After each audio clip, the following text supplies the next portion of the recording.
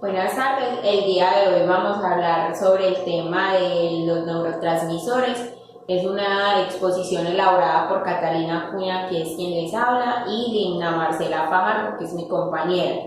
Vamos a iniciar con una definición de qué son neurotransmisores, que nos dicen que es una biomolécula que permite la neurotransmisión. ¿Cómo así?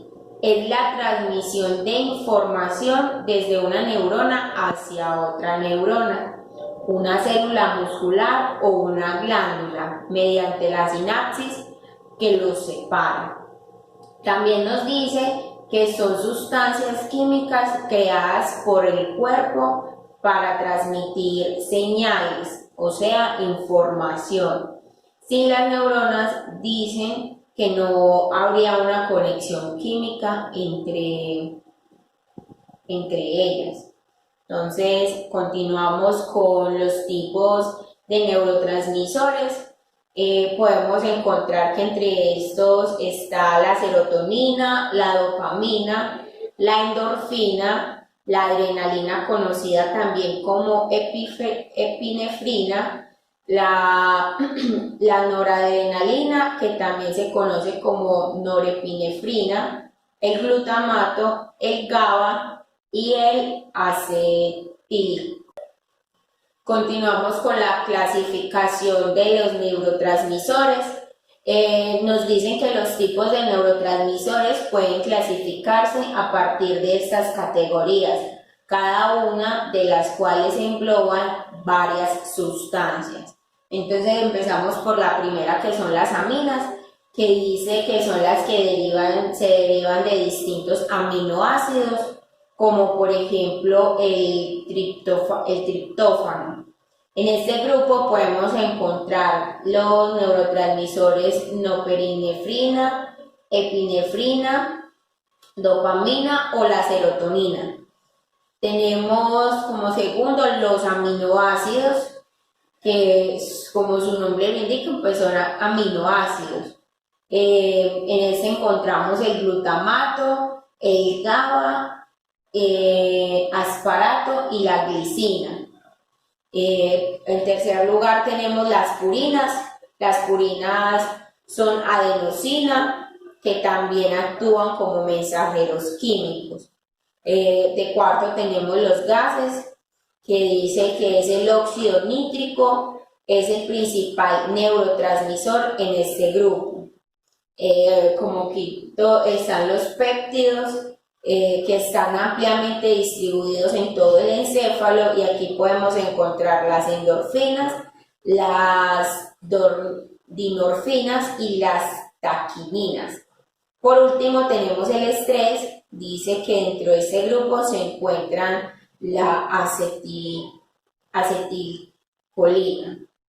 Dentro del trabajo debíamos escoger un neurotransmisor.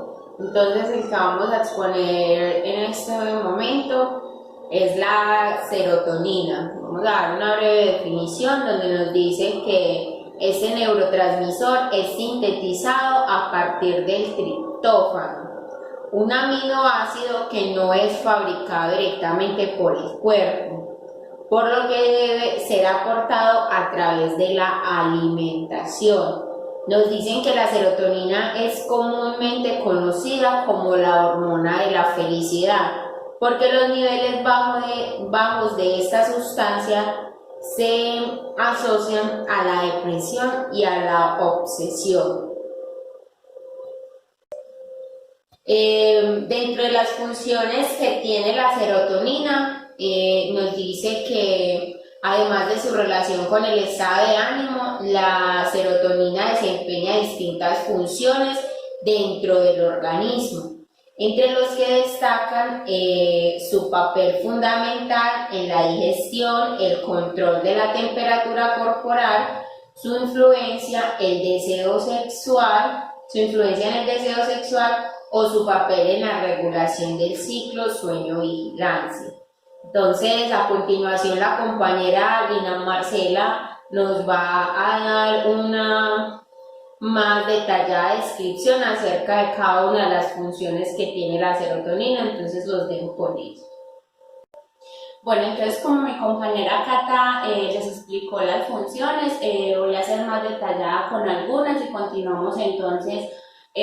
Función intestinal. Nos dice que la mayor parte de la serotonina del cuerpo se encuentra en el tracto gastrointestinal, que es donde se regula la función intestinal y los movimientos. Además, también desempeña un papel muy importante en la reducción del apetito al comer. Seguimos con el estado de ánimo. Nos dice que en el cerebro la serotonina afecta los niveles de humor, ansiedad y felicidad. En cuanto a la coagulación, nos dice que la serotonina contribuye a la formación de coágulos en la sangre, que las plaquetas son las encargadas de liberarlas cuando nos hacemos una herida en nuestro cuerpo. En cuanto a las náuseas, nos dice que cuando nosotros comemos algo que es tóxico o irritante, el intestino produce más serotonina para aumentar el tiempo de tránsito y expulsar estos agentes irritantes mediante la diarrea. Densidad ósea. Nos dice que algunos científicos han hecho estudios y han relacionado la serotonina en los huesos con el aumento de la osteoporosis, pero es algo pues que no se ha definido y que no han habido pues grandes resultados a este estudio científico.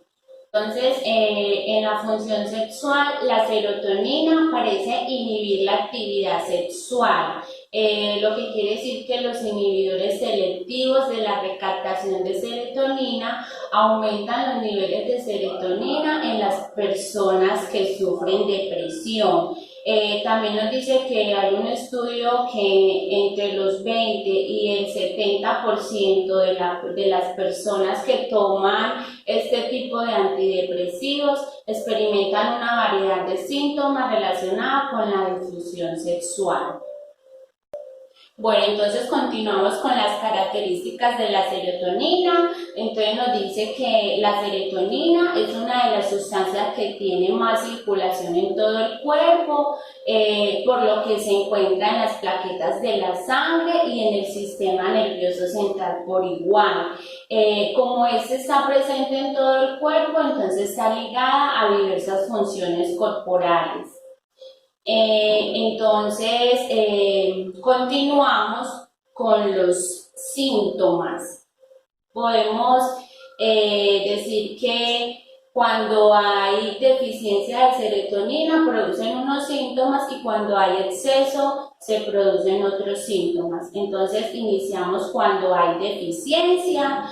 Nos dice que cuando los niveles de serotonina son muy bajos, se producen síntomas como mala memoria, un bajo estado de ánimo y que también pueden producirse otros síntomas como lo son, por ejemplo, antojo de alimentos dulces o ricos en almidón, como por ejemplo el chocolate. También dificultad para dormir, donde se produce el insomnio, la baja autoestima, la ansiedad o agresión. Entonces, vamos a hablar qué pasa cuando sucede exceso de serotonina. Cuando hay exceso de serotonina se puede provocar un conjunto de síntomas de distinta gravedad, pero estos son en una justa medida. También se cree que el exceso de la serotonina ayuda a combatir el estrés y la ansiedad. Bueno, entonces continuamos con los fármacos que se utilizan para la serotonina. Entonces nos dicen que los inhibidores de la recaptación de serotonina son una clase de medicamentos que son eficaces para tratar la depresión y algunas veces para tratar otras enfermedades o afecciones como los trastornos de ansiedad y el dolor prolongado específicamente en el dolor nervioso. También nos dicen que estos alivian la depresión cuando afectan a los mensajeros químicos utilizados para comunicarse entre las células cerebrales. También funcionan al efectuar cambios en la química cerebral y la comunicación de los circuitos de las células nerviosas cerebrales, que son los que regulan nuestro estado de ánimos para ayudar a aliviar la depresión. Entonces, voy a mencionar algunos medicamentos que sirven pues para la serotonina. Dentro de los medicamentos encontramos el citalopram, la fluoxetina, paroxetina y sertralina. Estos son algunos de ellos porque podemos ver que existen muchos. Nos dicen que estos medicamentos también funcionan de manera similar y generalmente pueden causar unos efectos secundarios que son muy parecidos. Entre estos efectos secundarios encontramos náuseas, sequedad de la boca, mareos, dolor de cabeza y muchas veces sudoración excesiva. Entonces vamos a continuar con el trastorno o enfermedad. El síndrome serotoninérgico nos dice que el exceso de estimulación de la serotonina sobre los receptores prosinápticos a nivel central y periférico tienen efectos negativos para el organismo, los cuales pueden llegar a ser muy graves e incluso mortales. Nos dice que son un conjunto de síntomas de distinta gravedad que afectan a todos aquellos individuos que consumen antidepresivos. También un estudio nos dice que en los últimos años se han puesto muy de moda el consumo de estos antidepresivos y que esa es la principal causa del aumento de los casos de este síndrome. También nos dice que los antidepresivos son aquellos que impiden a la recaptación de serotonina y que estos son el tratamiento para la depresión, los trastornos de angustias, trastornos obsesivos compulsivos, estrés postraumáticos, entre otros. Nos dice que la sobredosis o la combinación de estos fármacos son los que tienen la capacidad de aumentar la liberación de serotonina y esto es lo que permite y puede llevar al individuo a padecer el síndrome. Bueno, entonces aquí ya con la enfermedad terminamos. Esto es todo sobre este tema. Muchas gracias